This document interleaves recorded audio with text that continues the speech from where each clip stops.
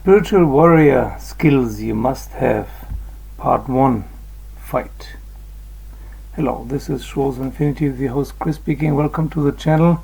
Don't forget to subscribe and like. Today about spiritual warrior. There was a spiritual warrior a few years ago, a video that was very popular, 5,000 views so far. So I thought if there's an interest there, let's make some more detailed videos on skills a spiritual warrior must have. No matter if male, female, diverse, there are some skills you just have to have or have to learn, acquire if you want to be a spiritual warrior. I don't know if it's necessary to be a spiritual warrior, but it's certainly helpful, because once you're on the spiritual path, things start to get weird, and it's good to have the inner calm and self-confidence of a spiritual warrior in cases of crisis. That's when you need it. Normally you probably won't need it much, but in case of crisis, instead of freaking out or reacting with fight, flight, freeze, fawn, the usual shock responses, shutting down or getting stressed and upset and so on, not knowing what to do, a spiritual warrior cruises along on alert and at the same time inner calm. So how's that possible? Let's see the first skill. Of course, you can't call yourself a warrior if you can't fight. So you have to learn how to fight. The most important thing about fighting is not to be aggressive yourself, not to ever attack yourself, and to avoid fights. Don't be the aggressor. Avoid fights at almost any costs, physical fights, and have good running and cardio skills. Those are very important fighting skills, but of course it's also necessary to know how to fight if it's unavoidable. If it's not avoidable, you have to be able to hit someone like a sledgehammer. You have to be able to knock someone out in seconds. A real fight is not like 2 to 4 minutes like a Jackie Chan movie or Jet Li movie or whatever. A real fight is usually 15 seconds or less. The one who is faster and more brutal wins. It's easy. So you have to be fast and you have to know where to punch. A soldier needs to learn how to overcome some inhibitions. We usually have inhibitions to hurt others. That's good like this.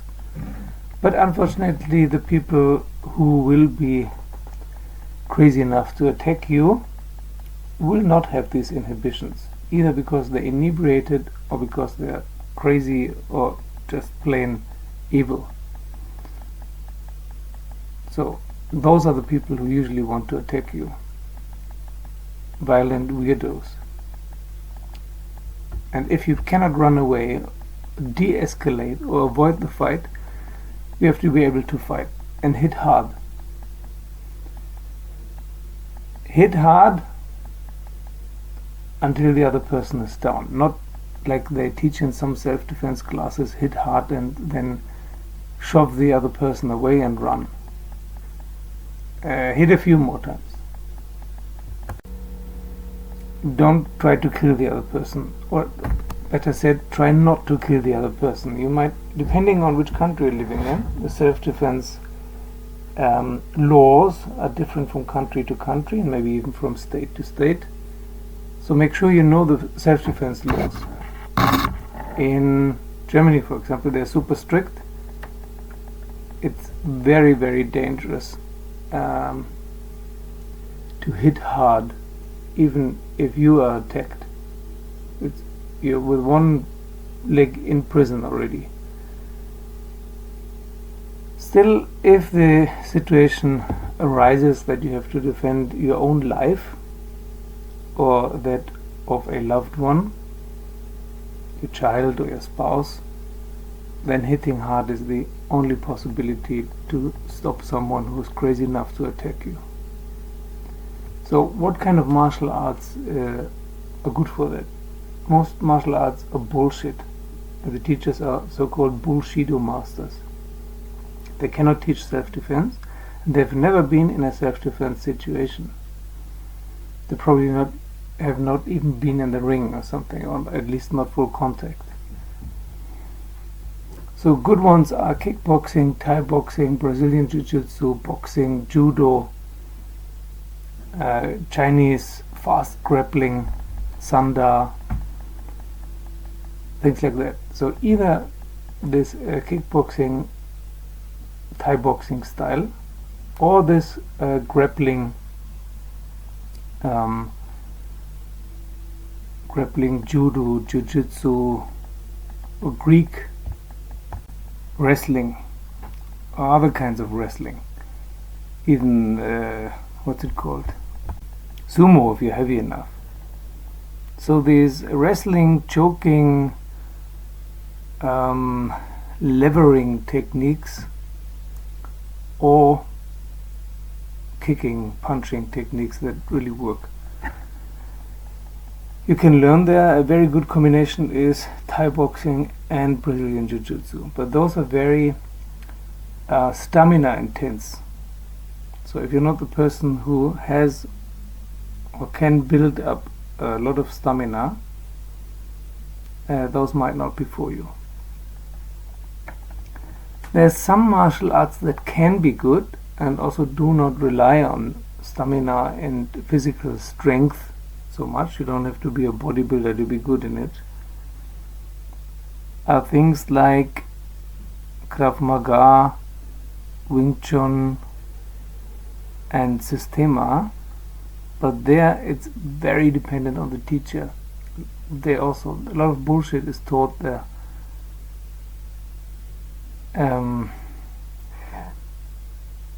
You have to develop an eye to see if they show self-defense movements, if the person they demonstrated with is going along with it or not. The techniques have to work even if the other person is not going along with it. That's Aikido is very famous for it.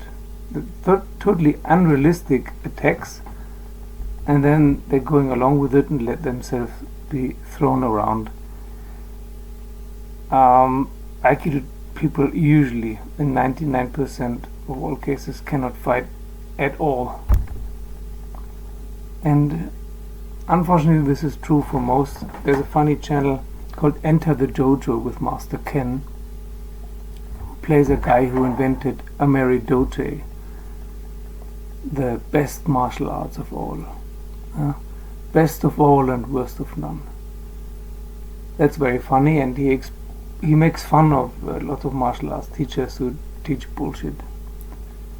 So it's not so easy to really find a martial arts club or school where they really teach fighting, or if they do teach fighting, where it's either not too sportive, too MMA tournament style competition, or just plain weird assholes. That's also possible.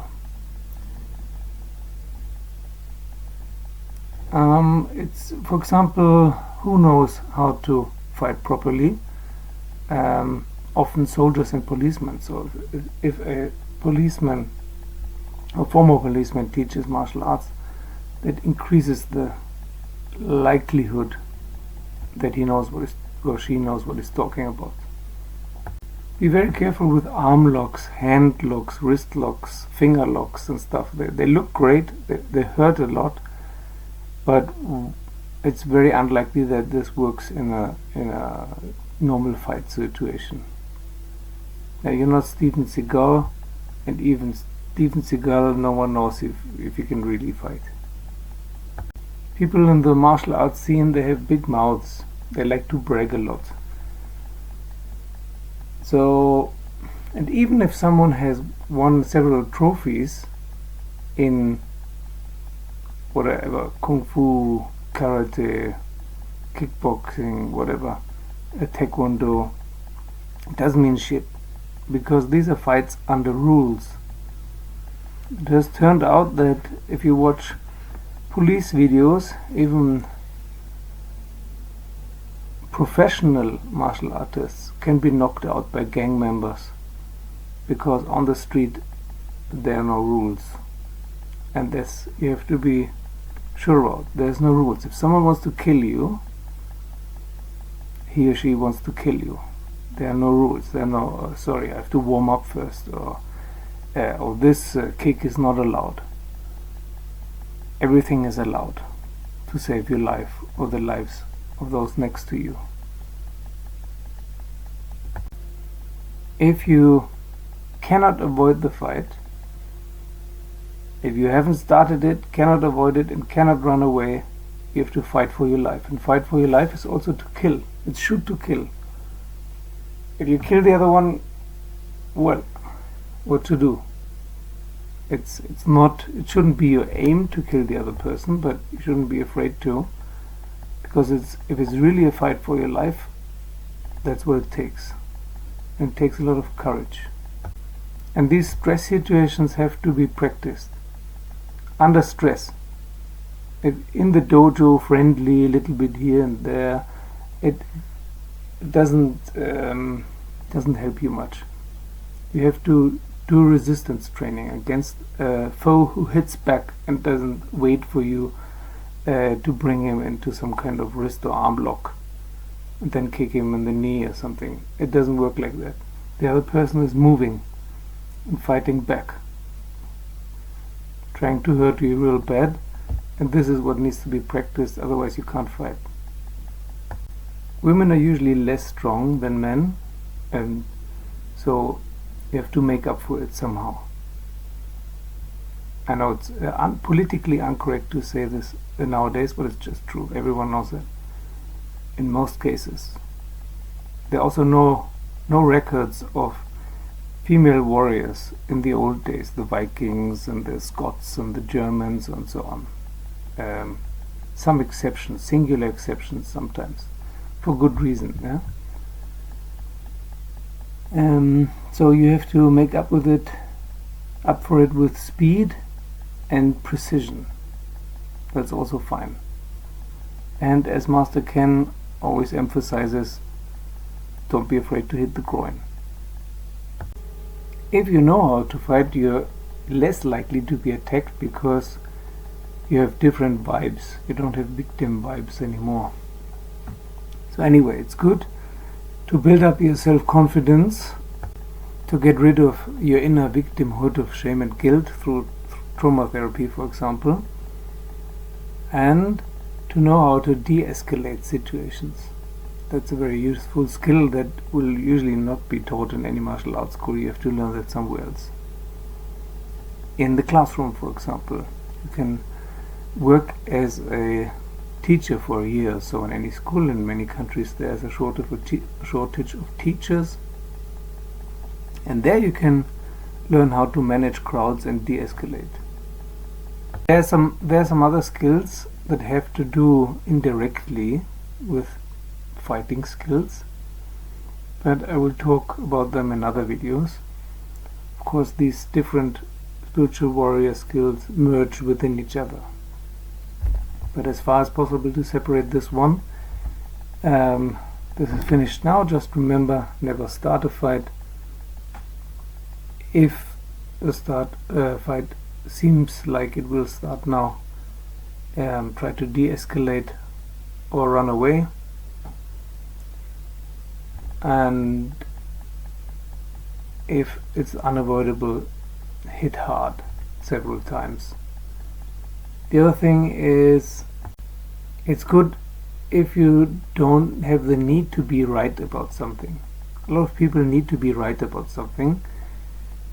It's good not to care about that, who is right and who is wrong, and then it's also less likely to get into a fight if you don't want to be right about something. There was a video once about two mixed martial arts champions accosting a woman in a petrol station at the cashier's desk. And then suddenly 5 or 6 gang members turned up, lured them outside and beat the living shit, the 7 colors of shit out of them. They had made several mistakes. Firstly, they overestimated their abilities. Secondly, they accosted a woman. That's not okay under any circumstances. And thirdly, they didn't know anything about street fighting.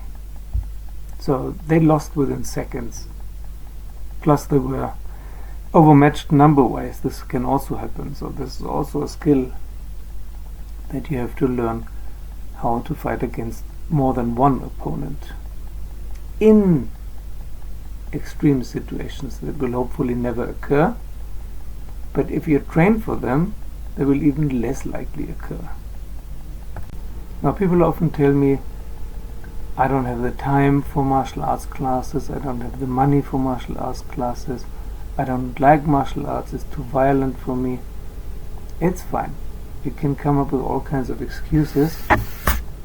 It's just then the path of the spiritual warrior is not for you. If you can't fight, you're not a warrior. Full stop. No excuses. And you don't have to be. It's just one of many paths. It's not better or worse than any other. But it has its advantages in day-to-day life. Okay, that's it for today. Thank you for liking, subscribing, and joining me on Patreon. And thank you for all those who have already joined me on Patreon. Thank you very much.